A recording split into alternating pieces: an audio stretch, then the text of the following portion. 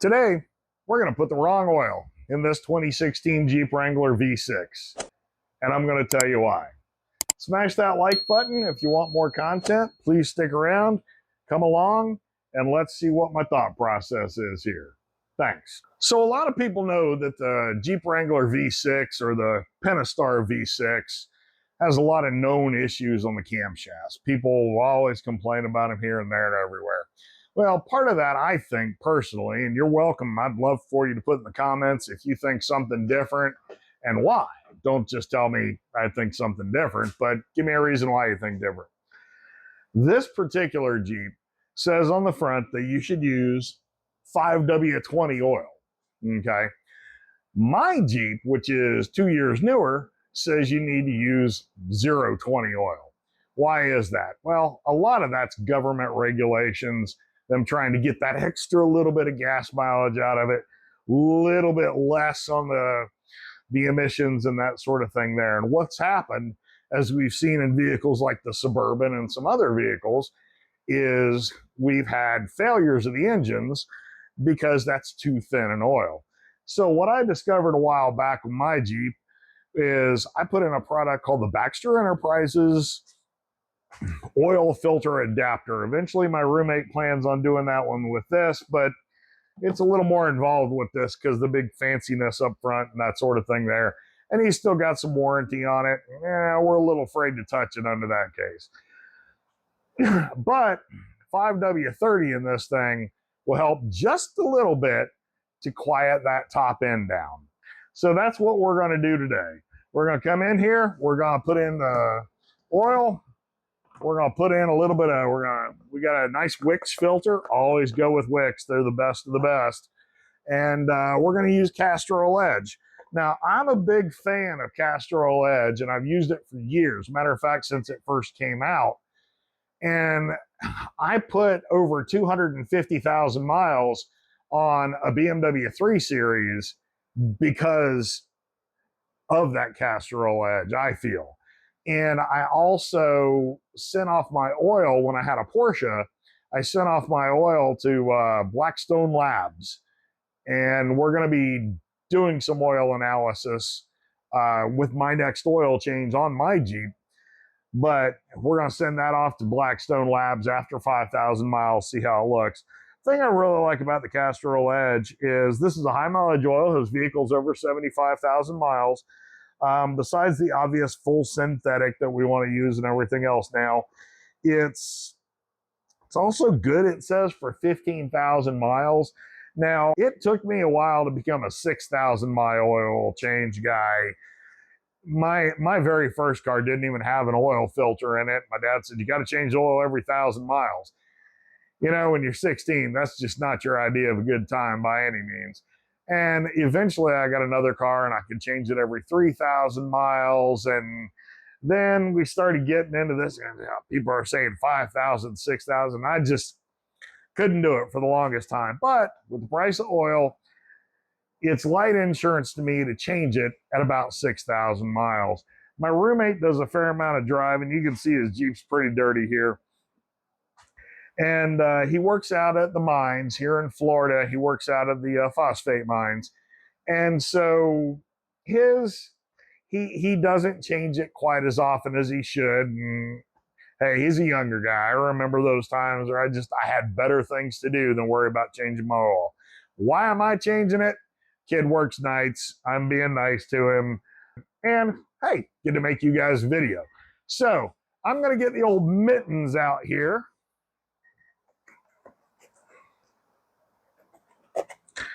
And I bought the oil. I get my oil, believe it or not, from Walmart.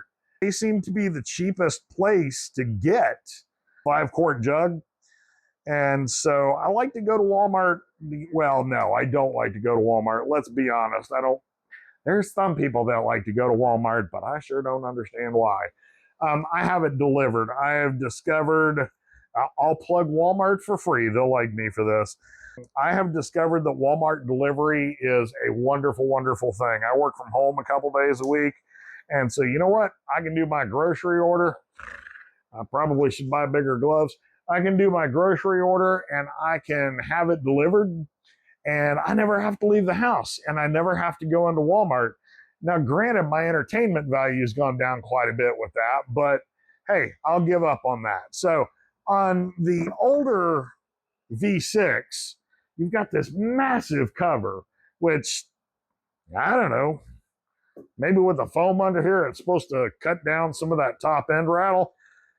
We're going to set that right over here in the world headquarters of ramblings of a Florida man. Oh, hey, camera, over here. Where'd you go? Woo! I'm here. You want to come back over here? Some more full disclosure for you.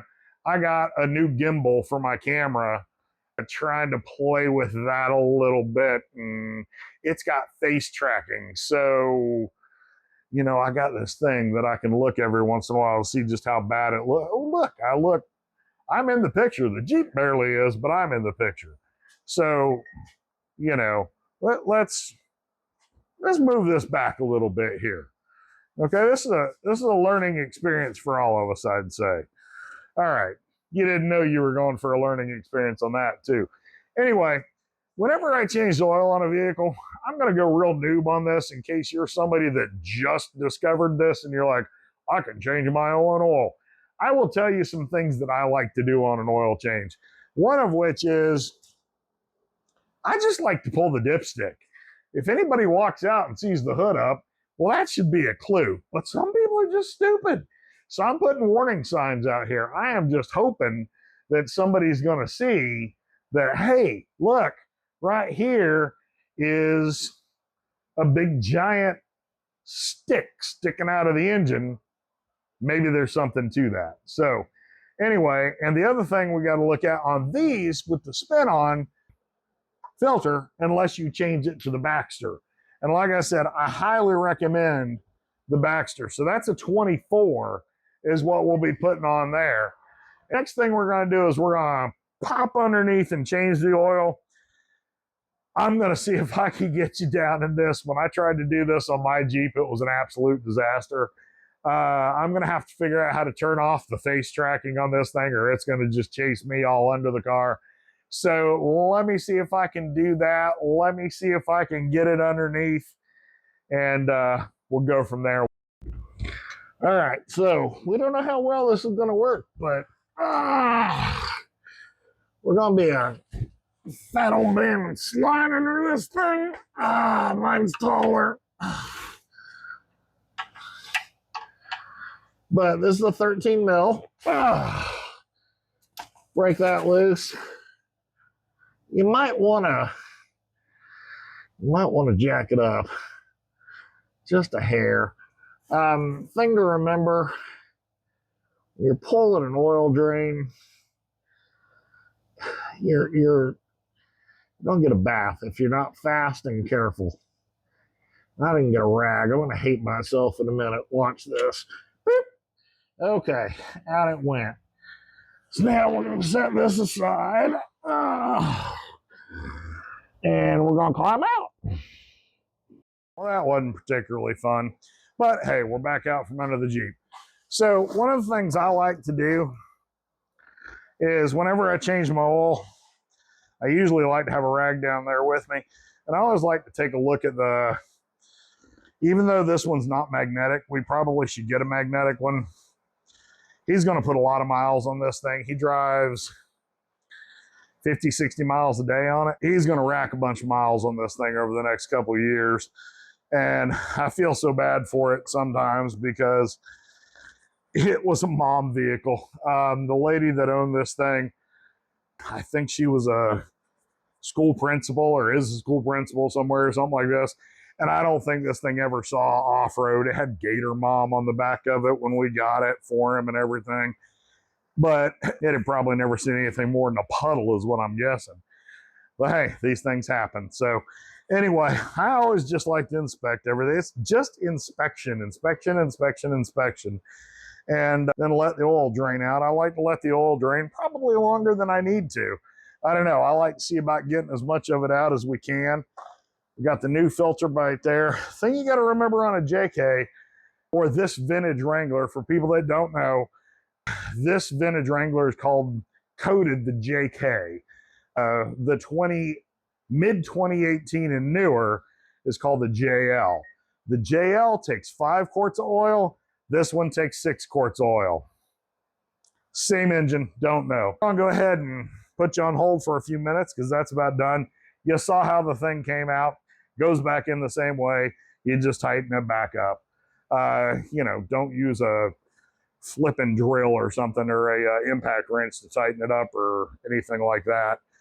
Don't use one to take it off unless you absolutely have no other choice. So I'm gonna put this thing on hold for a couple minutes and I'll be right back. All right, so we're back. We got the whatchamajiggy plugged in down there. Drain plug, that's what they call it. I knew there was a name for that thing.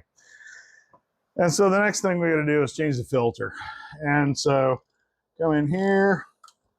Doesn't take a whole lot to break this guy loose. Okay, I'm probably knocking that camera all over, heck. Okay, just get it. It should come up like that. And then hopefully it all drained down. Part of the problem with these is they tend to drain down, which is part of what causes that problem up top. So got the oil filter out there. As we expected, it's pretty old oily. And a new filter right here. All right. And the cool thing about these, let's set that somewhere clean, Sean. That'd be good. The nice thing about these is they do come with a new O-ring. So on the, trying to keep from getting a whole lot of oil all over the gimbal here, but you can see there's an O-ring right here. Pop the old one off. New one comes in the bag here. And you just take that guy and if you got a little bit of oil, it's a good thing to take a little bit of oil and put on there. And then you just bring that thing around. Don't stretch it too much now. Stretch it and you can have all kinds of problems on your hands. But you can see it goes right back in where it came out. You always want to make sure it's in that proper groove, okay? Then you just take your oil filter. It just goes right back in like that, kind of snaps in, and then this goes back in there. A lot of people say to fill that area first, but the problem is it all just drains down into the engine. That was, there again, one of the flaws of this motor. So you take that, pop that back on, and then you snug it down. It's got torque specs on here. I've done this enough times. I really feel comfortable with going, all right, that's just about tight enough right there. Click, click, make noise if you feel like it. It just kind of stops and bottoms out. I mean, there's just not a whole lot to it. So, and then the next thing is putting the oil in. Now this one, man, they changed where you put the oil in, and boy, am I happy they did. On the JK, it's not as fun to put in, especially when you're trying to use a 5-gallon jug. I'm going to absolutely have to break out the funnel for the whole thing. So, got the funnel here. This has been one of the best darn funnels. It's a multitask 5-in-1 funnel. And so, I'll very carefully put in 6 quarts of oil on this dude. It's probably like 5.85 quarts or some nonsense like that, but close enough to 6 quarts. And one of the things Castrol Edge says is on the back here, okay? Exceeds all the requirements. Ford meets Chrysler MS 6395. That's a big thing. And there's even a QR code where you can learn more on the sides. The Edge high mileage, emissions protection, max engine, 15,000 mile drain intervals. We're not going to go 15,000 miles. We're going to pour in the rest of the fake dinosaur juice here, as Derek from Vice Grip Garage calls it, and get all this in here. Don't pour it too fast. It'll come up on you and You won't like yourself. All right, we're gonna get all the good stuff. All right, so that is all that. Made the garbage can twice today. Who knows? Maybe I've got a future. Everything's snugged up. All right, so that guy's good and drained.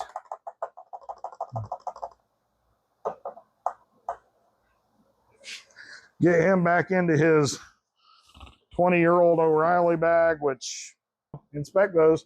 Give them a little smell. Make sure nothing, you don't want any burn smells, anything like that, any exhaust smells necessarily. If you ever get those, you know, you might want to take it and get it checked out. So we're going to take that. Then we're going to come over here and we're going to drop the oil back in. Ooh, you got a real close up of me right now, don't you? I'm going to drop the oil back in.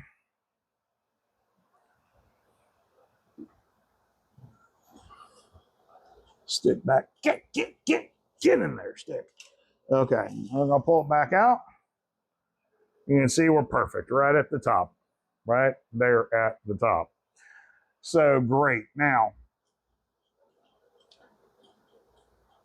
I'm going to put this thing on stop for a minute, and we're going to do another test because I don't want to start the engine without oil buildup if I can. So I've got to go look up real quick how to start this one without starting it. So give me a few minutes. So we're back, and you can hear the incessant beeping from the Jeep inside. Oh, thank God it stopped. All right, so, oh, it didn't. So we're going to go to the menu, and then we're going to go over, down, menu. I just read this, so bear with me. Speed. Nope. Menu. Yeah, that's kind of where I'm wanting to go, guys.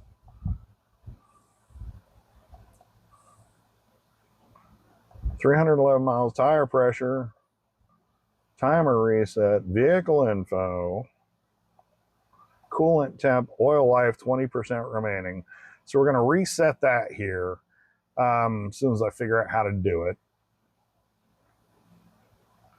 And oil pressure 0 psi. This is where I really want to be right now. Okay, so what we're going to do is, from what I was able to find out, you hold the gas pedal all the way down, and then you turn the engine, and it should keep the engine from starting.